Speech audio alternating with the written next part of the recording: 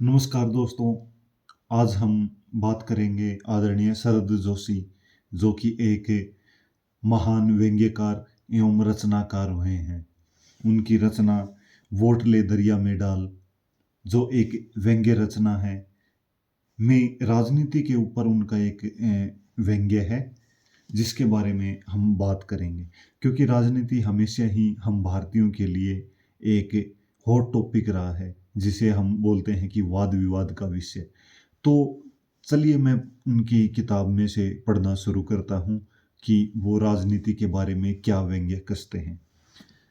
तो राजनीति के चरित्र में एक ही खूबी है कि उसका कोई चरित्र नहीं होता, न चरित्र होना ही उसका चरित्र है। चरित्रवान लोग जब राजनीति करते हैं, वे निरंतर अपने को सच्चरित्र और दुष्चरित्र करते हुए एक किस्म से चरित्र रहित हो जाते हैं। व्यक्तित्व जहाँ बेपेंदी के लोटे होने लगते हैं, वहाँ से राजनीति की शुरुआत होती है। राजनीति एक केंद्रहीन गोल चक्कर या चक्रों का सिलसिला है, जिसका व्यास, परिधि और केंद्र बिंदु अनिश्चित होते हैं। दसों दिशाओं में उसकी गति है, जो अपने आप में दुर्गति है, मगर किया क्या जा सकता है, क्योंकि यही राजनीति है। जहाँ अधोगति अक्सर प्रगति और प्रगति दुर्गति लगती हो, उस बिंदु को राजनीति कहते हैं। शब्दों के खेल को आगे बढ़ाते हुए यूं कहूँ कि यही उसकी सद्गति है। राजनीति में झूठ बयान की स्पष्टता और गरिमा से सामने आता है। आकाश में बयानों का मेला जमघट लगता है।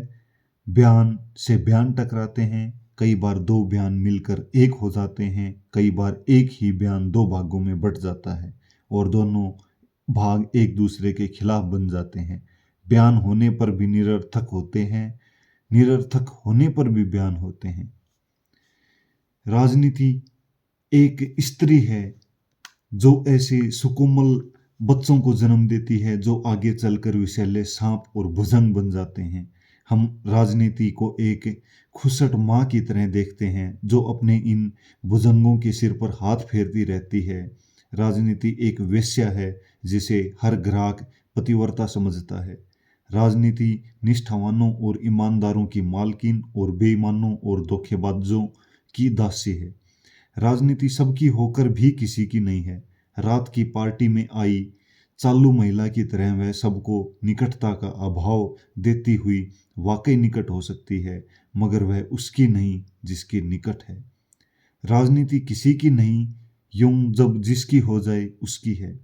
सब अपनी अपनी राजनीति लिए घूमते हैं। वे नहीं जानते कि वास्तव में राजनीति उनके लिए घूम रही है। राजनीति आपको ऐसा सुख देती है जैसे वह आपकी गोद में बैठी हो। आगे श्री शरद जोशी लिखते हैं कि राजनीति एक कचरा पेटी है, जिसे खुली तिजोरी की गरिमा प्राप्त है। कचरा पेटी में जो कचरा है, वह तिजोरी का रतन कहलाता है। यह कचरा पेटी लगातार हिलती रहती है और कचरा ऊपर नीचे होता रहता है। अर्थात रत्नों के ढेर में रतन देखे परेखे जाते हैं। जिस रतन का भाग्य होता है, वह मुकुट पर लग जाता है।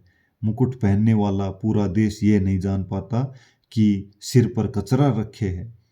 राजनीति कचरे को रतन का गहलमर देती है। पत्थर कंकड़ सितारे लगते हैं और उन्हें बरसों बाद पता चलता है कि उनकी गतिविधियों का स्वर्ग वास्तव में एक विराट कचरा पेटी है। सिद्धांत रंग के डिब्बों का विभिन्न नाम है। राजनीति अलग अलग रंग के डिब्बों का प्रयोग कर कचरा पेटी का सौंदर्य बदलती रहती है। आगे लिखते हैं श्री शरद जोशी जी कि राजनीति महायात्रा है। ये कुर्सियों के प्रदेश तक भेड़ियों की महायात्रा है। ये भेड़िए बकरियों और भेड़ों के गांव में अपनी पगडंडियां तलाशते लगातार आगे बढ़ते जाते हैं। जिसके कब्जे में जितनी भेड़ बकरियां आती हैं, उसकी यात्रा उतनी ही सुखद और सुरक्षित हो जाती है। बकरियां एवं भेड़िए से पीछा छुड़ा दूसरे भेड़ियों के चंगुल में फंस जाती हैं। राजनीति की महायात्रा में भेड़ बकरियों का यह योगदान है। भेड़िए बढ़ते रहते हैं, एक दूसरे को चकमा देते हैं, भूल भुलैया में डालते हैं, घायल करते हैं, नोचते हैं, मारते हैं। वे जल्दी जल्दी कुर्सियों के प्रदेश तक पहुंचना चाहते हैं। महायात्रा की अंतिम मंजिलों के ये भेड़िए वेजिटेरियन हो जाते हैं और बकरियों का विश्वास अर्जित करने लगते हैं। चॉकलेट की कुर्सी है जिस पर मावे का बंगला बना है और बाहर आइसक्रीम की कार खड़ी है। मंजिल एक विशाल केक की तरह सामने है। भेड़िए कुर्सी पर चढ़ बंगले में घुस जाते हैं। अंदर टुकड़ा खाने के लिए बाहर भेड़ बकरियां जय जयकार के नारे लगाते हैं। भेड़िए प्रसन्न है, अपनी मंजिल पर पहुंच चुके हैं। राजनीति उष्मा है, गर्मी है, जो चॉकलेट की कुर्सी और मावे के बंगले को पिघला देती है। और चाटता हुआ, मुंह पोंछता हुआ भेड़िया फिर लपलपाती निगाहों से बकरियों की ओर देखता नजर आता है। अपने उच्चतम रूप में राजनीति सिर्फ इतनी ही है। तो ये था आदरणीय शरद जोशी जी द्वारा रचित उनके व्यंग्य पुस्तक वोट ले दरिया में डाल से राजनीति का हिस्सा। बाकी हम उनके द्वारा और रचित विभिन्न व्यंग्य रचनाओं के बारे में भी आगे बात करते रहेंगे, जैसे मुख्यमंत्रियों का चुनाव, सरकार का जादू, कुर्सियान, मुस्कुराने की शर्त, समाजवाद, उस दिन की दोपहरी, आदि आदि आदि। धन्यवाद।